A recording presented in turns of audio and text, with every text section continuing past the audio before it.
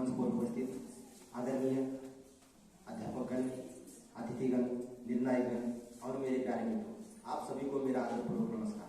आज हम यहाँ भ्रष्टाचार मुक्त भारत पर चर्चा करने के लिए एकत्रित हुए।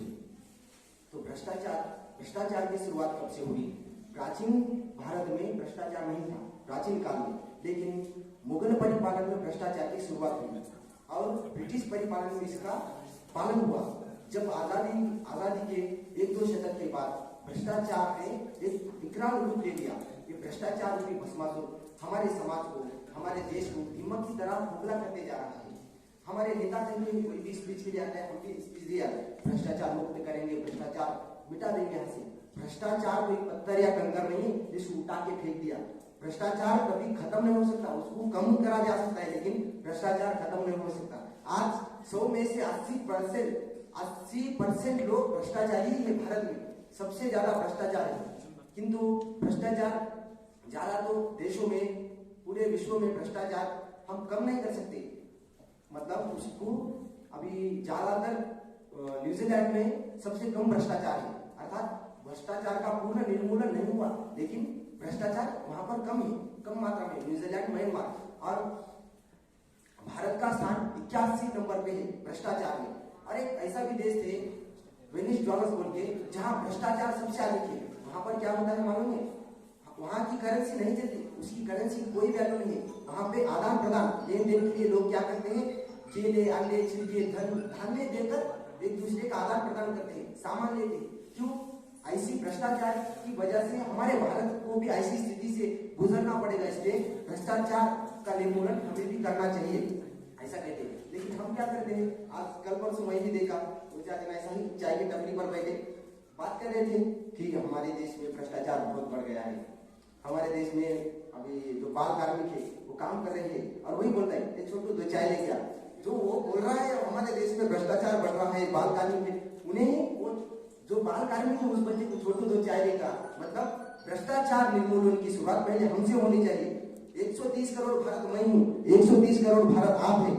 मैं खुद को बदलता हूँ, आप खुद को बदलिए, तब भारत से भ्रष्टाचार पूर्ण तरह से मुक्त हो जाएगा। भारत भ्रष्टाचार मुक्त हो जाएगा। भ्रष्टाचार मुक्त होना भाषण तो कोई भी आके दे सकेगा। भारत कितने सालों से भ्रष्टाचार के खिलाफ लड़ रहा है, कोई भी आके भाषण दे रहा है। हर एक नेता कहता है मैं भ्रष्टाचार मुक्त भारत करूंगा, लेकिन आज तक क्यों नहीं हुआ? भ्रष्टाचार सब कहते हैं ना, लेकिन हमारी योग्यता नहीं है भ्रष्टाचार मुक्ति के लिए हम बात करें। क्योंकि हम स्वयं, अगर हम 666 बाइक पे गए तो अगर कौन सा ट्रैफिक वाला हमें पकड़े तो हम क्या करते हैं? सर ये 300 रुपये ले लो सर, जाने दो, मुझे थोड़ी जल्दी है सर। क्यों? अरे तू रूल्स, हम खुद रूल उसका पठन करें तो हम भ्रष्टाचार करने की जरूरत नहीं है, किंतु हम ही भ्रष्टाचार को बढ़ावा दे रहे हैं। अगर मुझे कोई ट्रेन में सीट चाहिए तो मुझे सो के जाना है तो 500 रुपये दूंगा, मैं सो के जा सकता। क्यों? खुद हम ही भ्रष्टाचार को बढ़ावा दे रहे हैं और हम ही कह रहे हैं कि भ्रष्टाचार मुक्त करो। नहीं होगा। कबीरदास जी कहते हैं ना, बुरा जो ढूंढन वही चला, बुरा न मिलिया कोई, जो दिल खोजे आपना, मुझसे बुरा न कोई। पहले खुद के अंदर जागो, दूसरों को उंगली दिखाने की जरूरत नहीं है। जो हम दूसरों को 1 उंगली दिखा रहे हैं तो 4 उंगली हमारी तरफ इशारा कर रही है। वो 1% गुनेगार है तो 4% गुनेगार है। हम भी भ्रष्टाचार के लिए 4% गुनेगार है। क्यों? हम विचार नहीं कर रहे, कुछ भी कर रहे हैं। अभी कहते हैं ना, देख तेरे संसार की हालत क्या हो गई भगवान।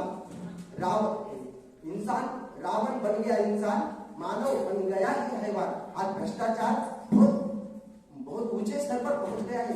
आज हर एक क्षेत्र में, पुलिस स्टेशन में, ट्रैफिक हवलदार, कलेक्टर ऑफिस, यहाँ वहाँ हर जगह में भ्रष्टाचार फैला हुआ है। इसका निर्मूलन तभी होगा, और इसका निर्मूलन करने के लिए हमें क्या क्या आवश्यकता पड़ेगी? तो आर्टिफिशियल इंटेलिजेंस।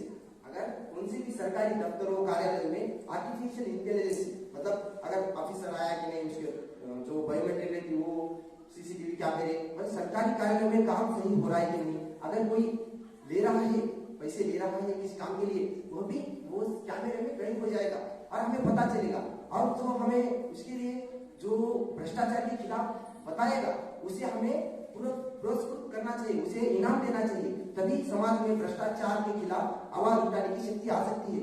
उसे सरकार तक जाने की हिम्मत आएगी और उनको थोड़ी सुरक्षा भी देनी चाहिए। अगर मैंने भ्रष्टाचारी ने अपने खिलाफ एक कंप्लेंट की, तो दूसरा आएगा इसने मेरे खिलाफ कंप्लेंट की, अब इसकी मैं फिर इसको मैं देख लूंगा बाहर। इसीलिए कुछ लोग डरते हैं कि भ्रष्टाचार के खिलाफ कंप्लेंट देने के लिए। इसलिए हमें भ्रष्टाचार के खिलाफ लड़ना चाहिए और जो हमारी सरकार है वह भ्रष्टाचार के खिलाफ लड़ने के लिए हमें सपोर्ट करके देना चाहिए। इतना कहते हुए मैं अपनी वाणी को